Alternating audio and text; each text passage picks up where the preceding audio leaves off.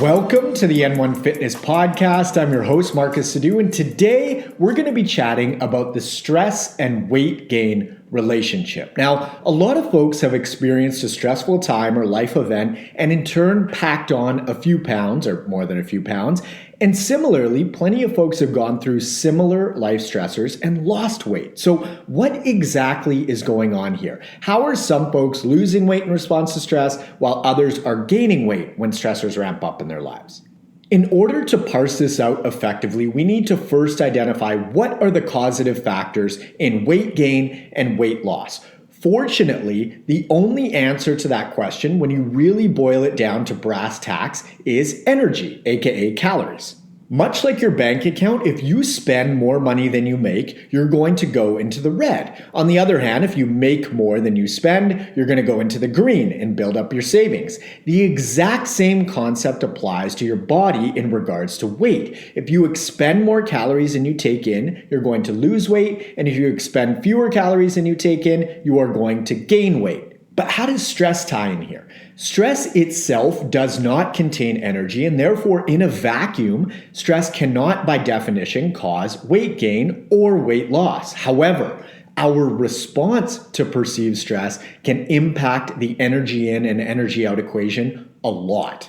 How this typically plays out is, some folks find that when their stress levels increase, so does their appetite and desire for calorie-dense foods. And it turns out that other folks find the exact opposite. When their stress levels ramp up, they don't even want to think about food because it might make them nauseous. And therefore, their appetite and calorie intake decreases. This is the explanation for why some folks gain weight when stress is up and other folks lose weight when their life stressors increase. It's behavior-based in regards to calorie consumption because, like we just chatted about, the only thing that can cause weight gain or weight loss is energy flux.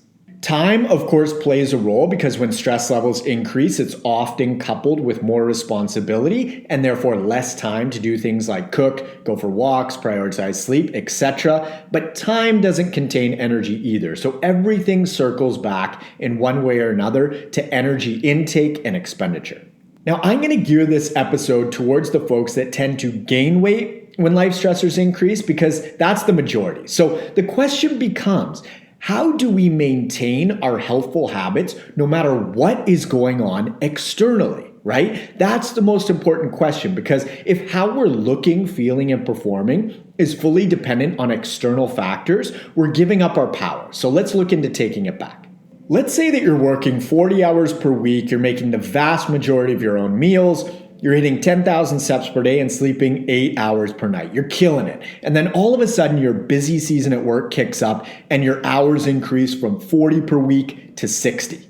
Being that your work hours have increased, your free time has now decreased and your stress has likely ticked up as well as a result of this setup. Now, being that you're under tighter time constraints, you've got some choices to make. You've now got to go down your list of priorities and scale back 20 hours worth of time per week to make up for that additional 20 hours of additional work. Typically, the first thing that gets nixed is cooking, because now that we can outsource meal prep incredibly easily via eating out at restaurants, that's an easy time saver. However, the trade-off is you're no longer making the vast majority of your meals, and we know that restaurant meals are both not as healthy as home-cooked meals in general, and they're far more calorie dense. Meaning, we just tip the energy equation towards weight gain due to an increase in calories consumed.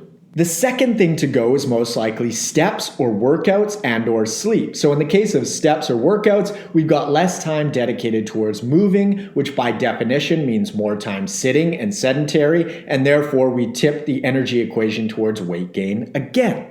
Maybe our sleep goes from 8 hours per night to 6.5 hours per night, and interestingly, we actually burn more calories being awake than we do being asleep. So technically, less sleep would tip the energy equation to favor weight loss very slightly. However, the research is incredibly clear on this, and it shows that when we're underslept, we actually make poorer food decisions and consume more calories. So technically, we're going to burn a small amount of additional calories via less hours sleeping. However, we're most likely going to compensate and then some via more calorie-dense food choices, and overall, that's going to tip the energy equation towards weight gain again.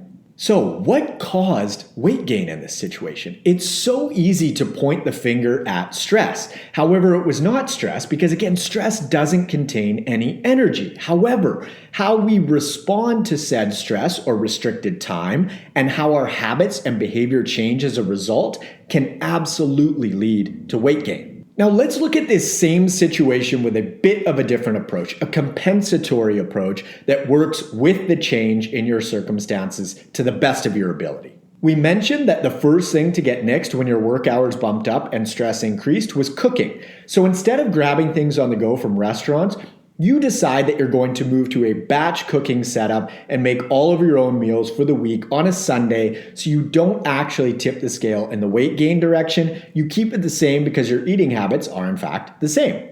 Now, if you're against the Sunday batch cooking idea and you have the means to do so, you could always employ a meal prep service instead or something like it. Secondly, you could decide to decrease your general movement via steps during the week and make up the difference over the weekend. So instead of hitting 10K per day every day, you reduce your daily step count Monday to Friday to 8,000, and then you commit to hitting 15K on both Saturday and Sunday. Again, this would not tip the equation in the weight gain direction because you're keeping your movement constant over the course of a week as a whole.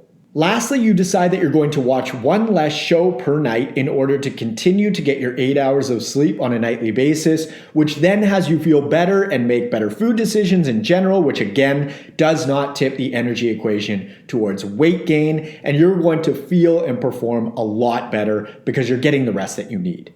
Now, let's be honest, keeping your healthy habits in place while working an additional 20 hours per week is very difficult. It's more difficult than it was when you were working 20 fewer hours per week because you've just got less time, and therefore the time that you do have outside of work has to be managed much more effectively. So this all comes down to priority management.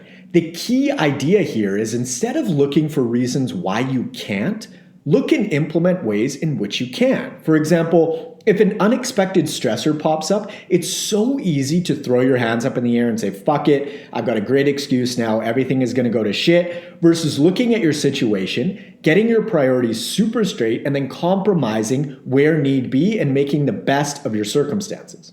And that doesn't mean that everything has to stay exactly the same or perfect, right? If your eating slips a bit and your steps slip a bit and so do your workouts, maybe even your sleep too, it's okay because staying on track 75 to 80% is far better than letting everything fall off, going back to zero, and then needing to make up so much ground when your external circumstances are back to where they were. Just as a weird thought experiment, how fucked up would it be if stress literally caused weight gain? That would mean that the people that say worry the most would be the most overweight, because if you could just think about things that stress you out on loop, you'd watch your body fat accumulate without putting anything in your mouth. That would be wild. It's also interesting how this whole stress causes weight gain idea only exists in areas of the world where food is incredibly abundant. That's curious, right? Not having enough food to eat, aka starvation, is a hugely stressful situation, and therefore if stress caused weight gain, no one in the world would ever starve because folks that didn't have enough food could just think and worry energy onto their bodies and therefore not need to eat, and obviously that isn't the case. Nothing can cause weight gain except for changes in the energy equation that we touched on, meaning as long as you keep your habits consistent, no matter what life throws your way, you're going to be able to keep your weight in check and stay as healthy as you possibly can, given your priorities and circumstances.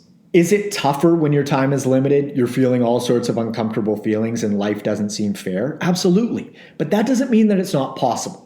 Also, we know that healthy humans are more resilient to life stressors in general than unhealthy humans. And COVID-19 has been a very clear indicator of that because the elderly, as well as folks with comorbidities, like being overweight, having diabetes, cardiovascular disease, autoimmune complications, etc., fare far worse because their baseline level of health is lower, and therefore they've got less wiggle room in regards to fighting off infections.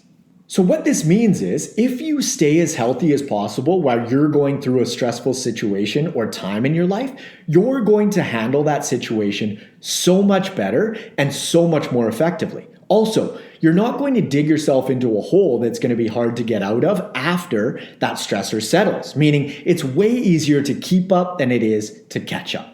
So does stress itself cause weight gain? No, that's not physiologically possible. Can how we respond to stress cause weight gain? 100%. But fortunately, you get to choose how you respond, which is amazing news. If you're interested in applying for one-on-one nutritional coaching and or workout design with me, you can click the link in the description below or head on over to n1fitness.com/coaching. Follow me up on Instagram at n1fitness and feel free to friend me on Facebook at Marcus Sadhu. And lastly, be sure to hit the subscribe button on whatever platform you're using. Thanks so much for tuning in, and I'll catch you on the next episode. See ya.